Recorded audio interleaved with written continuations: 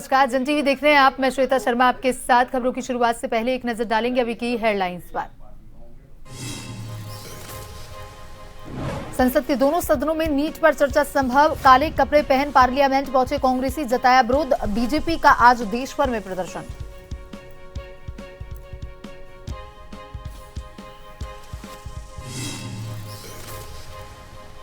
अल्मोड़ा, रुद्रपुर और नई टिहरी की परियोजनाओं को मंजूरी। विकास कार्यों के लिए सीएम धामी ने दी करोड़ों की वित्तीय स्वीकृति। धार्मिक, पर्यटन, प्रशासनिक ढांचे और ग्रामीण बुनियादी सुविधाएं होंगी मजबूत।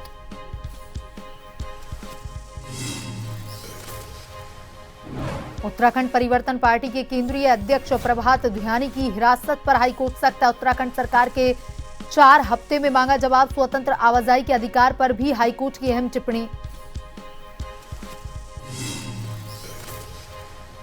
देहरादून में डेंगू को लेकर के हाई अलर्ट। जिले में 33 मामलों की पुष्टि। स्वास्थ्य विभाग ने तेज किया सर्विलांस। प्रभावित इलाकों में घर घर सर्वे और लार्वा रोधी अभियान जारी।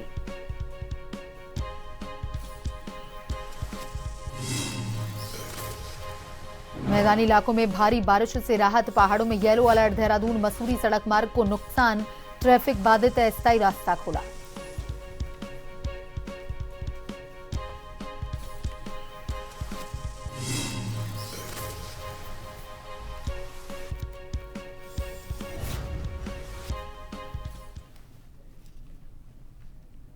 और अब खबरें विस्तार से। मुख्यमंत्री पुष्कर सिंह धामी ने विभिन्न विकास योजनाओं एवं निर्माण कार्यों के लिए वित्तीय स्वीकृति प्रदान की है। मुख्यमंत्री ने जनपद अल्मोड़ा के विधानसभा क्षेत्र सल्ट स्थित कलझीपा जोशी में स्थापित गुरु गोरखनाथ मंदिर के सौंदर्यकरण के लिए 1 करोड़ की स्वीकृति दी है। साथ ही जनपद उधम सिंह नगर के विधानसभा क्षेत्र रुद्रपुर में तहसील भवन निर्माण हेतु 13.50 करोड़ की स्वीकृति प्रदान करते हुए प्रथम किस्त के रूप में 5.40 करोड़ रुपए जारी करने का अनुमोदन दिया। और इसके अतिरिक्त विधानसभा क्षेत्र नई टिहरी की ग्राम पंचायत सिलकोट में जंगली जानवरों से बचाव के लिए घेरबाड़, जाल सुरक्षा दीवार तथा सोनकिल नामे तोक से कुएं तक सीसी रेलिंग मार्ग निर्माण हेतु 93.85 लाख तथा ग्राम पंचायत खड़ीखाल के पुलिया नामे से सड़क से सारी केवर गांव डावरा पानी तोक तक आरसीसी एवं रेलिंग मार्ग निर्माण के लिए 52.06 लाख की स्वीकृति प्रदान की। मुख्यमंत्री पुष्कर सिंह धामी ने हरिद्वार के कनखर स्थित जगतगुरु आश्रम पहुंचकर के जगतगुरु शंकराचार्य स्वामी राजराजेश्वर आश्रम महाराज से भेंट कर उनका आशीर्वाद प्राप्त किया। प्रदेश की सुख समृद्धि जन कल्याण के लिए कामना की।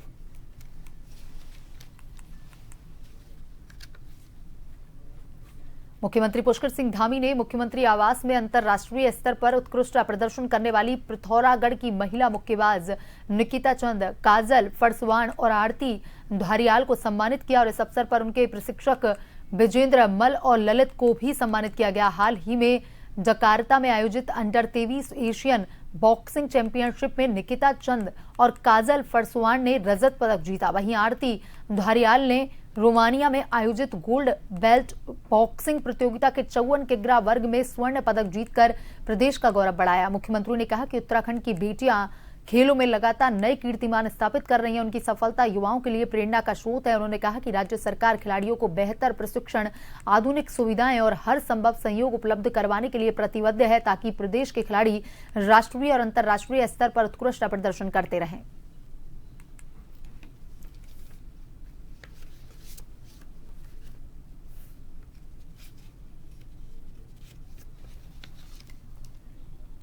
मुख्य सचिव आनंद बर्धन ने जिलाधिकारी के साथ बैठक में शिक्षा विभाग की पीएम पोषण और समग्र शिक्षा योजनाओं की समीक्षा की। उन्होंने स्कूल की आधारभूत संरचना, नामांकन, शिक्षा की गुणवत्ता और लर्निंग आउटकम में सुधार पर विशेष जोर देते हुए विद्यालय में वोकेशनल ट्रेनिंग को बढ़ावा देने के निर्देश दिए। मुख्य सचिव ने पीएम पोषण के तहत मिड डे मील का सोशल ऑडिट कराने और इसकी रियल टाइम मॉनिटरिंग सुनिश्चित करने के निर्देश दिए। उन्होंने कहा कि यदि किसी विद्यालय में किसी दिन भोजन नहीं बनता तो उसके कारणों की तत्काल रिपोर्टिंग कर सुधारात्मक कार्रवाई की जाए। उन्होंने स्वास्थ्य विभाग के माध्यम से स्कूल में 100% हेल्थ चेकअप, बालिकाओं के लिए स्वच्छ शौचालय तथा सभी विद्यालयों के 100% विद्युतीकरण पर भी जोर दिया। कैबिनेट मंत्री गणेश जोशी ने मंगलवार को राजपुर स्थित सपेरा बस्ती पहुंचकर अतिवृष्टि से क्षतिग्रस्त हुए मार्ग का स्तरीय निरीक्षण किया। उन्होंने मौके पर मौजूद संबंधित विभाग के अधिकारियों को आवश्यक सुरक्षात्मक कार्य तत्काल शुरू करने और क्षेत्र की सुरक्षा सुनिश्चित करने के निर्देश दिए। निरीक्षण के दौरान मंत्री गणेश जोशी ने खाला गांव में क्षतिग्रस्त सड़क मार्ग के पुनर्निर्माण कार्य का जायजा लिया। उन्होंने अधिकारियों को सुरक्षा दीवार सड़क निर्माण का कार्य गुणवत्ता के साथ प्राथमिकता के आधार पर शीघ्र पूरा करने के निर्देश दिए। कैबिनेट मंत्री गणेश जोशी ने कहा कि बरसात के मौसम में संवेदनशील क्षेत्रों पर विशेष निगरानी रखना आवश्यक है। जिलाधिकारी डॉक्टर आशीष चौहान ने जल जीवन मिशन के अंतर्गत संचालित सभी लंबित पेयजल परियोजनाओं को सर्वोच्च प्राथमिकता के साथ समयबद्ध ढंग से पूरा करने के निर्देश दिए। उन्होंने कहा कि पूर्ण हो चुकी योजनाओं का थर्ड पार्टी निरीक्षण और हर घर जल प्रमाणन भी शीघ्र पूरा किया जाए ताकि केंद्र सरकार से शेष धनराशि समय पर प्राप्त हो। जिला जल एवं स्वच्छता मिशन की बैठक में चक्राता और सहसपुर के कई गांवों में ग्राम पेयजल एवं स्वच्छता समितियों का गठन न होने पर जिलाधिकारी ने संबंधित एडीओ के वेतन आहरण पर रोक लगाने के निर्देश दिए। साथ ही सभी ग्राम पंचायतों में समितियों का शीघ्र गठन करने को कहा। बैठक में बताया गया कि जनपद के 1,29,491 ग्रामीण परिवारों में से 1,29,449 को नल कनेक्शन उपलब्ध कराए जा चुके हैं। फेज 1 की सभी 333 योजनाएं पूरी हो चुकी हैं, जबकि फेज 2 की 760 योजनाओं में से 734 पूर्ण हो चुकी हैं। 26 पर कार्य जारी है। डीएम ने स्वच्छ भारत मिशन के तहत ठोस तरल अपशिष्ट प्रबंधन तथा शौचालय निर्माण कार्यों में तेजी लाने के निर्देश दिए।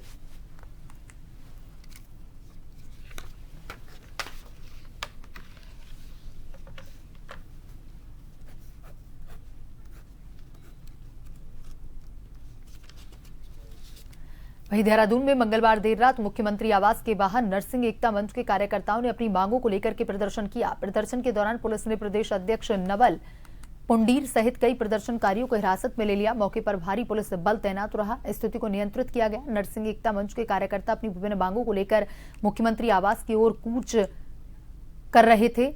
पुलिस ने बैरिकेडिंग कर उन्हें आगे बढ़ने से इसके बाद प्रदर्शनकारी और पुलिस के बीच हल्की नोकझोंक हुई, जिसके बाद प्रदेश अध्यक्ष नवल पुंडीर समेत कई लोगों को हिरासत में लिया गया। माननीय मुख्यमंत्री जी को अपने जो नर्सिंग भर्ती है इससे तहत हमने समय मांगा था और जो यहाँ पे पीए सर थे उन्होंने कहा था हम आपको कॉल करेंगे, लेकिन हमारे पास अब समय कहाँ बचा हुआ है। 3 दिन हमारे पास बचे हुए, अभी तक हमसे यहाँ से कोई कॉल नहीं है। कल भी हम स्वास्थ्य मंत्री जी के गए थे, वहाँ से हमें रिटेन करके एकता विहार में डाल दिया गया। आज हम यहाँ पे अपनी बात को रखने पहुंचे हैं तो हमें कहा जा रहा है कि यहाँ से आप बैठिए, इतनी रेत आप इतने लोग क्यों आए हैं, घर जाइए। तो आखिर हम अपनी बात इस प्रदेश में रखने कहाँ जाएं? हमारा सबसे बड़ा सवाल है, जब हमारे पास 3 दिन के बाद हमारे भविष्य अंधकार में जाने वाला है तो तमाम जो 2000 हमारे अभ्यर्थी हैं, क्या हम अपनी बात रखने यहाँ पे जो प्रदेश के जो ऊपर से हमारे साथ इस तरह के गाड़ी। उत्तराखंड उच्च न्यायालय ने उत्तराखंड परिवर्तन पार्टी के केंद्रीय अध्यक्ष प्रभात ध्यानी को 19 जुलाई को ऋषिकेश रेलवे स्टेशन से पुलिस द्वारा हिरासत में लिए जाने के मामले में राज्य सरकार समेत संबंधित पक्षों से 4 सप्ताह के भीतर जवाब मांगा। मामले की अगली सुनवाई 16 सितंबर को होगी। सुनवाई के दौरान राज्य सरकार ने कहा कि दिल्ली में प्रस्तावित विरोध प्रदर्शन के मद्देनजर दिल्ली पुलिस को नोटिस के आधार पर ध्यानी के खिलाफ भारतीय न्याय संहिता की धारा 172 के तहत कार्रवाई की गई और इस पर हाईकोर्ट ने पूछा कि किस कानून पर किस अपराध के आधार पर उन्हें रेलवे स्टेशन से हिरासत में लिया गया। कोर्ट ने यह भी सवाल उठाया कि सरकार को कैसे पता चला कि वह प्रदर्शन में शामिल होने जा रहे थे और क्या इस प्रकार की कार्रवाई नागरिकों की स्वतंत्र आवाजाही के अधिकार का उल्लंघन नहीं है। यह याचिका पार्टी की केंद्रीय सचिव लालमणि ने दायर की है।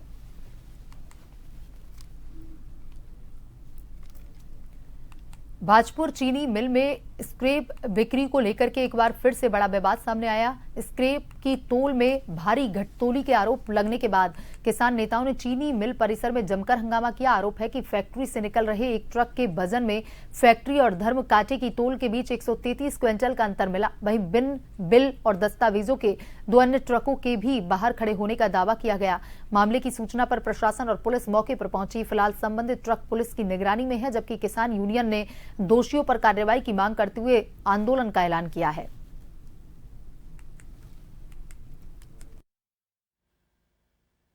तो हमारे किसानों की लूट है, जो शुगर मिल को जिस तरह इन्होंने लूट के निचोड़ दिया है। ये आपके सामने जो ट्रक दिख रहा है स्क्रैप का, इसका वजन कुछ है, इसमें माल कुछ है और इसकी एंट्री कुछ है। हमने ये बात पहले संज्ञान में एसडीएम मैम को दिया था, उन्होंने कहा था, आश्वासन दिया था कि ऐसी कोई हरकत नहीं होगी। अब आज पूरी कड़ी मेहनत के बाद ये ट्रक पकड़ा गया है और इसमें जो चोरी है वो शरेआम जग जाहिर हो गई है। और जो इस फैक्ट्री को लूट रहा है, जिसने इस फैक्ट्री की बर्बादी की नींव रखी है, हम इस पर पूरा मुकदमा चाहते हैं, उसकी पूरी सीबीआई जांच मांग करते हैं। जब से ये घोटाला चल रहा है, मेरे संज्ञान में ये चीज़ आई है, तत्काल पुलिस को भी अवगत करा दिया गया है और पुलिस ये जो ट्रक है यहाँ से ले जाके थाने में खड़ा कराया जा रहा है। और क्योंकि आपके द्वारा एक पर्ची दिखाई गई है जो चीनी मिल की है, तो पहले तथ्यों की जांच कर लूँ, वहाँ कागज क्या निकल रहे हैं, उसकी जांच करने के बाद आवश्यक कार्रवाई की जाएगी। यदि किसी ने गलती की है और वाकई में अगर इस तरह की कोई गड़बड़ी पाई जाती है तो निश्चित रूप से कार्रवाई की जाएगी। हम लोगों ने हमें काफ़ी दिनों से पता चल रहा था कि यहाँ स्क्रैप में जो है नंबर 2 में माल बाहर जा रहा है। परसों से माननीय नेता प्रतिपक्ष यशपाल आर्य जी ने हमें फ़ोन पर बताया कि आप इस चीज़ को देखिए और वहाँ पर ये काम हो रहा है। काफ़ी मजदूर लोग भी उन्हें फ़ोन कर रहे थे। तो आज सवेरे से हमने इन तीनों ट्रकों पर हमने नज़र रखी। 2 ट्रक बाहर से अंदर घुस गए, लेकिन एक ट्रक रोड पर खड़ा हमने चल रहा था, हमने उसे रोक के उसने बैक कर दिया ट्रक। हम उसको लेके गए, उसके बाद सब लोगों के सामने कांटे पर उसमें 222 कुंटल माल एक्स्ट्रा पाया गया। और ये काम लगातार 4, 5, 6 जून से चले आ रहा है, जैसा कि यहाँ के वो बता रहे हैं हमारे कर्मचारी। लगातार हो रही बारिश ने जूनसार बाबर क्षेत्र में जनजीवन को बुरी तरह प्रभावित किया। भारी बारिश के चलते क्षेत्र के दर्जन मोटर मार्ग मलबे और भूस्खलन की वजह से बंद रहे, जिससे लोगों को भारी परेशानियों का सामना करना पड़ा। और वहीं सबसे अधिक असर कालसी चक्राता मोटर मार्ग पर देखने को मिला, जहां भूस्खलन के कारण यातायात घंटों तक बाधित रहा। वहीं साहिया क्युवानु मोटर मार्ग पर भी भारी मात्रा में मलबा आने से आवाजाही पूरी तरह ठप रही। मार्ग बंद होने से ग्रामीण क्षेत्रों से फलों और कृषि उपज से लदे वाहन लंबे समय तक रास्ते में फंसे रहे और इसी दौरान मार्ग पर एक यूटिलिटी वाहन भी मलबे में फंस गया। वाहन में सवार यात्रियों ने हिम्मत दिखाते हुए स्वयं प्रयास किए और काफी मशक्कत के बाद गाड़ी को सुरक्षित मलबे से बाहर निकाला। स्थानीय लोगों का कहना है कि लगातार हो रही बारिश के कारण पहाड़ियों से लगातार मलबा गिर रहा है, जिससे सड़कें खोलने में प्रशासन और संबंधित विभागों को काफी कठिनाइयों का सामना करना पड़ रहा है। देहरादून में डेंगू को लेकर के स्वास्थ्य विभाग पूरी तरह अलर्ट मोड पर है। जिले में अब तक डेंगू के 33 मामलों की पुष्टि हो चुकी है। बढ़ते मामलों को देखते हुए स्वास्थ्य विभाग ने सर्विलांस तेज कर दी है और प्रभावित क्षेत्रों में लगातार निगरानी के साथ बचाव अभियान चलाए जा रहे हैं। स्वास्थ्य विभाग की टीमें डेंगू प्रभावित इलाकों में घर घर सर्वे कर रही हैं। संदिग्ध मरीजों की जांच, लार्वा सर्वे और एंटी लार्वा गतिविधियों के साथ लोगों को जागरूक किया जा रहा है। अस्पताल में डेंगू मरीजों के इलाज के लिए आवश्यक व्यवस्थाएं सुनिश्चित की गई हैं। स्वास्थ्य विभाग ने नागरिकों से अपील की है कि घरों के आसपास पानी जमा न होने दें, पूरी बाजू के कपड़े पहने और बुखार होने पर तुरंत चिकित्सकीय जांच करवाएं। विभाग का कहना है कि समय पर जांच और उपचार से डेंगू पर प्रभावी नियंत्रण संभव है। डेंगू का, और अभी अगर मई से अभी तक की बात करें तो 33 केसेस कल तक जो है वो रिपोर्ट किए गए थे, जिसमें 18 केसेस हमारे देहरादून जिले के हैं और 15 केसेस जो विभिन्न जिलों से या राज्यों से यहाँ पे जो उपचार कराने आते हैं उनमें पॉजिटिव पाए गए हैं। कहीं ऐसा अभी हॉटस्पॉट आइडेंटिफाइड नहीं हो पा रहा है कि कहीं पे पर्टिकुलर किसी एरिया में बहुत ज़्यादा 3-4 केसेस आए हो। 1-2 केसेस ही सभी एरिया में आए हैं, तो वो क्लस्टरिंग भी अभी देखने को नहीं मिल रही है। देखिए, जैसे हमारे यहाँ 100 वार्ड है, तो 100 वार्ड में हमने 100 डेंगू वॉलंटियर्स काम करते हैं। इसके अलावा पिछले साल 10 हमने हॉटस्पॉट आइडेंटिफाइड किए थे, तो 10 डेंगू वॉलंटियर्स हमने अलग से उन हॉटस्पॉट एरिया के लिए रखे हैं, जो पर्टिकुलरली उसी क्षेत्र में फोकस्ड है कि उन्हीं क्षेत्रों में वो अपना काम करते हैं।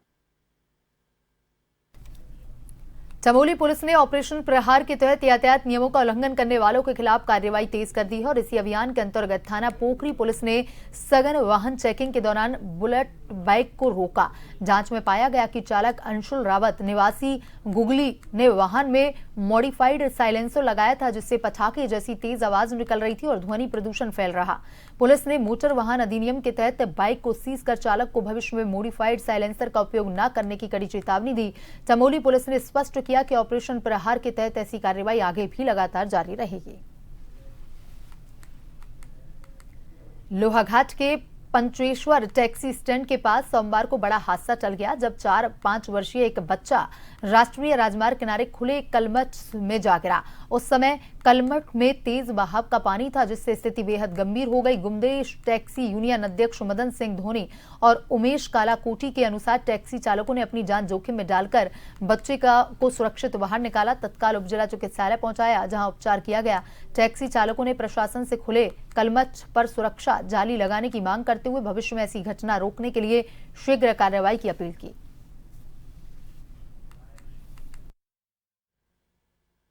कल एक बच्चा गिर गया 4 साल का, फिर उसे चोटें भी आई, फिर हम उसको हॉस्पिटल लेके अपनी गाड़ी में गए हैं। तो क्या हल्की चोटें आई हैं उसे, ठीक है बच्चा। बहुत ज़्यादा खतरा होगा। हमारा विभाग से अनुरोध है कि उसमें जाली सिस्टम किया जाए। देहरादून रोड पर काली माता मंदिर के आगे स्थित सेल्फी पॉइंट के पास एक युवक संतुलन खोकर गहरी खाई में जा गिरा। सूचना मिलते ही एसडीआरएफ ढालवाला की टीम मौके पर पहुंची। कठिन परिस्थितियों में खाई में उतरकर युवक का सुरक्षित रेस्क्यू किया। घायल युवक मोहित आर्या निवासी बेताल घाट नैनीताल को स्ट्रेचर के माध्यम से बाहर निकालकर एम्बुलेंस से अस्पताल भेजा गया। वह अपने साथियों के साथ घूमने आया था। मौके पर स्थानीय पुलिस, फायर सर्विस की टीम भी मौजूद रही। एसडीआरएफ सेनानायक अपर्णा यदुवंशी ने बारिश के मौसम में पर्यटकों से सेल्फी पॉइंट और अन्य जोखिम वाले स्थानों पर सावधानी बरतने, फोटो वीडियो के लिए अनावश्यक जोखिम न उठाने की अपील की।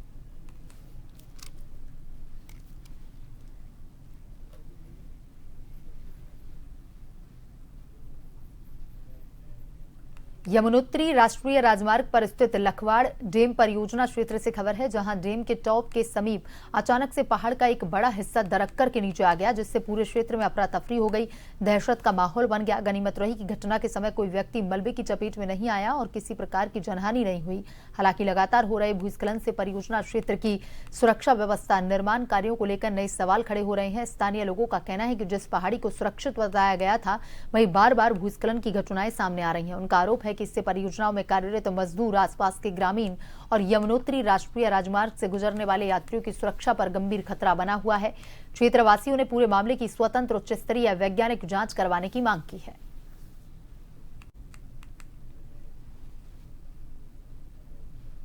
भारी बारिश के कारण देहरादून मसूरी सड़क का एक हिस्सा बह गया, जिससे ट्रैफिक बाधित हुआ और यात्री फंस गए। हालांकि एक अस्थायी रास्ता खोल दिया गया, लेकिन कीचड़ और जलभराव के कारण बाहरी वाहनों की आवाजाही में अब भी दिक्कतें आ रही हैं। फिलहाल अस्थायी रास्ते से सिर्फ हल्के वाहनों को ही आने जाने की इजाजत दी जा रही है। लोक निर्माण विभाग के अधिकारी क्षतिग्रस्त हिस्सों को ठीक करने, ट्रैफिक का सामान्य करने में जुटे हैं। उत्तराखंड में बारिश से बड़े पैमाने पर नुकसान हुआ है। बढ़ते पानी की वजह से 4 नेशनल हाईवे समेत 149 सड़कें बंद हैं।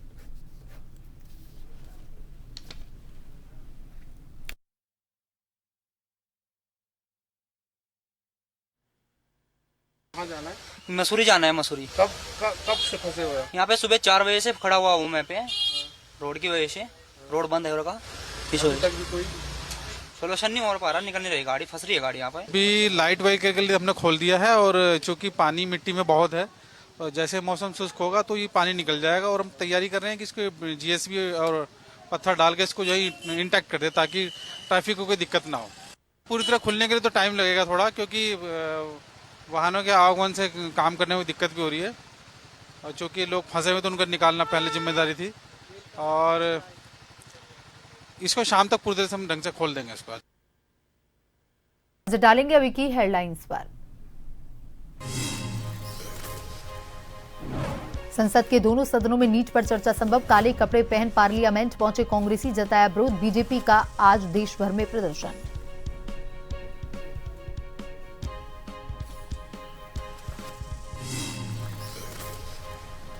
अल्मोड़ा, रुद्रपुर और नई टिहरी की परियोजनाओं को मंजूरी। विकास कार्यों के लिए सीएम धामी ने दी करोड़ों की वित्तीय स्वीकृति। धार्मिक, पर्यटन, प्रशासनिक ढांचे और ग्रामीण बुनियादी सुविधाएं होंगी मजबूत।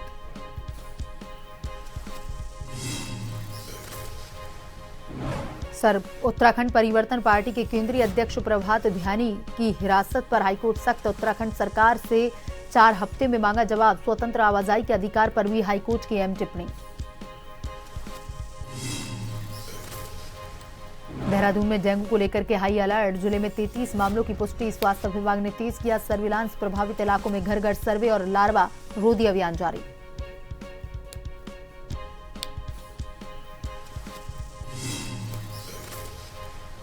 मैदानी इलाकों में भारी बारिश से राहत। पहाड़ों में येलो अलर्ट। देहरादून मसूरी सड़क मार्ग को नुकसान। ट्रैफिक बाधित। अस्थायी रास्ता खोला।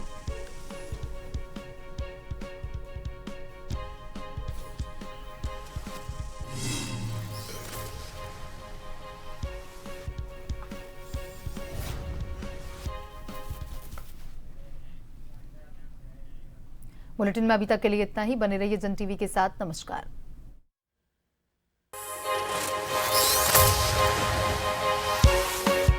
Yeah.